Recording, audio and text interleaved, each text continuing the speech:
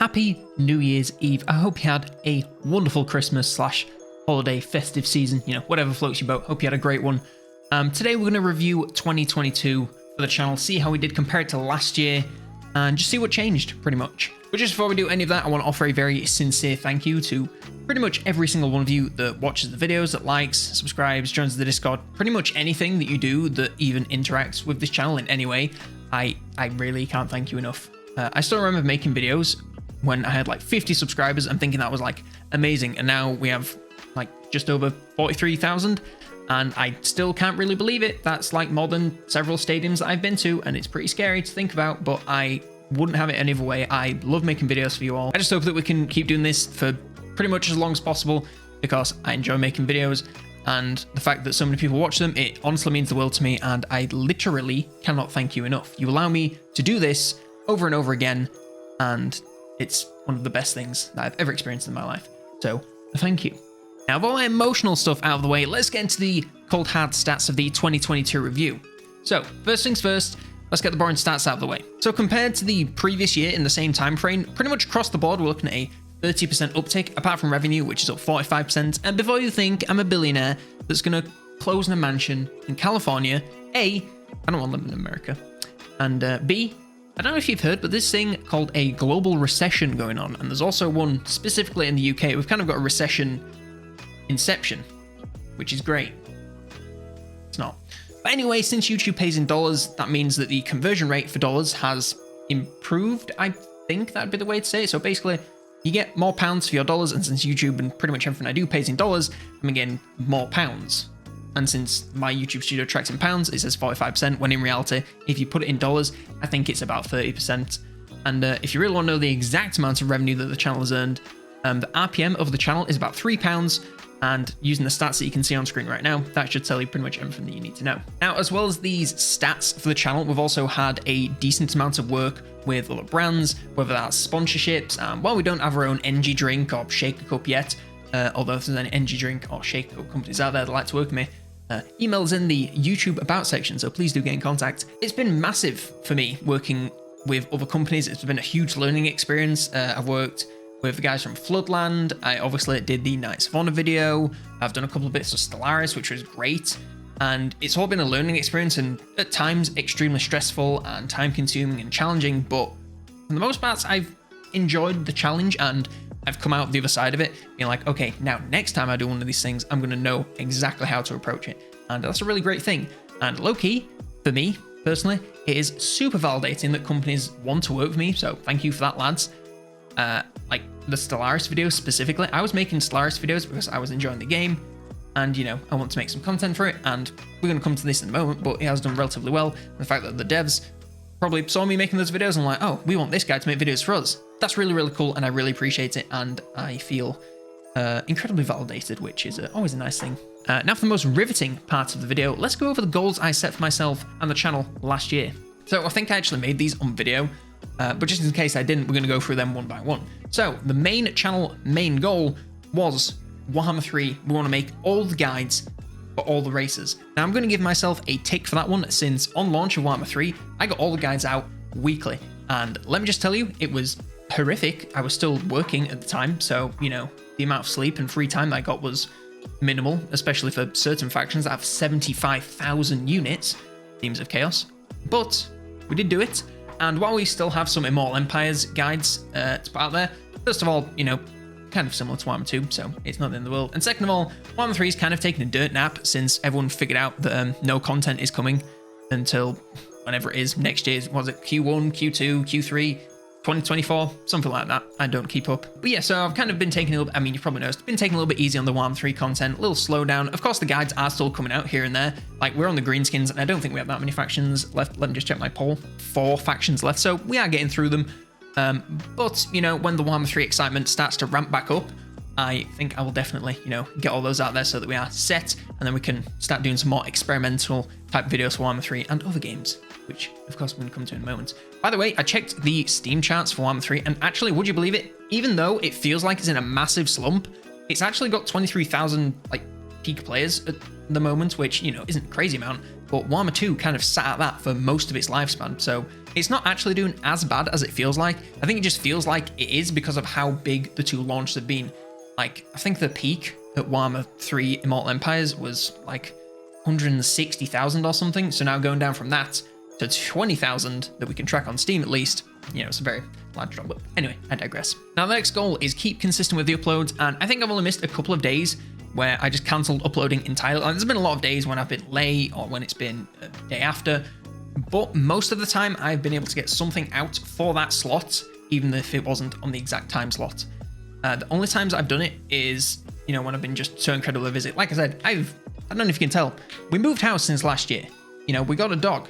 It's been a very busy and stressful year, so I think that I'm quite proud of the work that we've managed to do to keep things consistent. Next goal, 50k subs in 2022, and we're close, and we can get even closer if you subscribe. But it was a lofty goal, even if Warhammer 3 delivered like we thought it would, and, you know, the momentum carried right through 2022 with the content coming out like they promised us. But I digress. I'm still very happy with the growth of the channel this year, don't get me wrong. But unfortunately, because it is goal and it's trackable, we do have to give ourselves a fail there. 8 million views, we're not even close to this one. But again, it was written when I thought 1.3 was going to blow up. So I will take this L with a small side of copium. Next is make guides more fun as well as just the info dumps. And this is something I do need to work on. And I think I do it a lot better for non-Warhammer 3 games because I haven't really got a structure. When I go to make a Warhammer 3 faction guide, for example, I have a literal template that I use, that I fill in all the information, and then that is the information that I will pretty much read in the video to make it as easy to digest as possible for your average new player. I need to inject humor and, you know, fun things into this, but when you've got such a template, it does, you know, it's hard to break out of the box that you build for yourself. I want to make them a little bit more like the Dark Tide video, like the Zealot video. I really enjoyed making that, and I think that it has a lot of information that is useful to newer players, whilst also being, you know, actually a fun video to watch. I'm not being funny, but I don't think anyone's like sat there watching the faction guides, like absolutely strapping their sides up like, yeah, this is so much fun. They're pretty much watching it for the information in as short a time as they can get it, and I respect that and I appreciate that. I think making the videos a lot more fun and engaging is something that'll be good for me, it'll be good for you, it'll be good for everyone. So definitely want to continue to work on that. Experiment with different video types and topics. I think we've done pretty good with this. There's been a lot more games on the channel than there was in previous years, as well as a couple of passion projects here and there, which I put out knowing that they're not going to do well. You know, we had the Royal Rumble, we had the Coraline video, we had the Kenshi video, the Cocktail video. I knew none of these were going to do very well, but I did them anyway, and I enjoyed making them, and they were all pretty much learning experiences because they were so different. Now, Stellaris was the real breakout here. With that complete beginner's guide, it is now like the 4th or 3rd most watched video on the channel, and it still is climbing. You can see your the views that you get every 48 hours, and Stellaris 9 out of 10 times, unless a video has come out that is doing really well, is at the top of that list. And as the updates come out, it just keeps going higher and higher, and I couldn't be more grateful. But yeah, that was very shocking to me, but it's very exciting as well. I sure want to do more experimentation both on and off the channel, so look forward to 2023. I have some very big plans for what I'm going to do there. Now streaming. Okay, yeah, this one took a major hit, but you know, I'm gonna feed you a lot of copium here. I did move house, and I was initially in that Harry Potter broom closet. It literally turned into an oven in the summer. Like, it clocked like 40-degree temperatures in there on pretty much every single day. There was no way to keep it cool without air conditioning, which we just don't have. We're in the big room now, so I'll try and get a bit more organized. But honestly, streaming is something that I tend to do when I have a video that I need to make and I need to play a game for it. Like when I was doing the Anno video, I was like, oh, well, I may as well stream Anno. There are drops on. I'm going to make a video for it anyway, so I may as well stream. It makes it more engaging for me, makes it, you know, a little bit of content for you, and I can put it on the Colonel's Campaigns channel and everybody wins. And the same with the Darktide drops. I streamed a couple of those to get some Zealot footage to level him up as quickly as possible, play with Fred, play with Grudges. It was a great time, but it wasn't really on a schedule.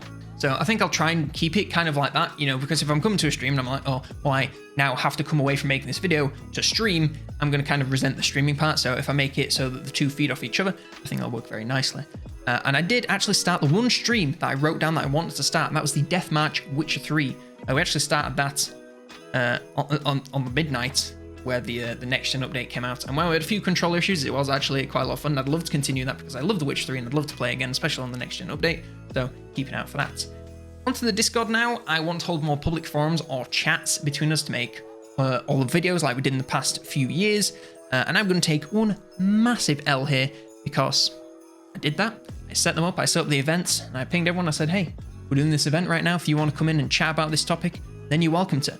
And I'm not gonna lie, like 3 people turned up that were actually talking, and I'm not gonna lie, it was a little bit upsetting. I took a bit of an ego hit on that one, and that's fair enough. I'll take that L. Thank you to those of you who did show up, by the way. I really did appreciate it, and we did actually have some good discussion, and we got a couple of decent videos out of it. But yeah, I think trying to figure out a way to get that to be more engaging and get more people to turn up and find the best time for everyone and all that stuff is definitely something to look into. But apart from that, on the Discord, I believe it has been more active this year. I don't know if there's a trackable stat for it. There is like an insights thing on Discord, I'm not gonna lie. I don't really understand it. I know it's felt more active. I've certainly felt like I've been getting a lot more notifications and, you know, hopping into the chat, see what people are talking about this year than I have in previous years. So I think it's been a little bit more active, but again, it's something that I want to continue to work on to get it to be, you know, a really, really exciting place to be in, you know, where you can talk about games, you can play with other people, you can get advice, anything like that. I want the Discord to be the main hub for communication within the channel, the community, if that makes sense. Now, aside from that, on video stuff, we have a few general ones like don't burn out, and I think I did okay on this.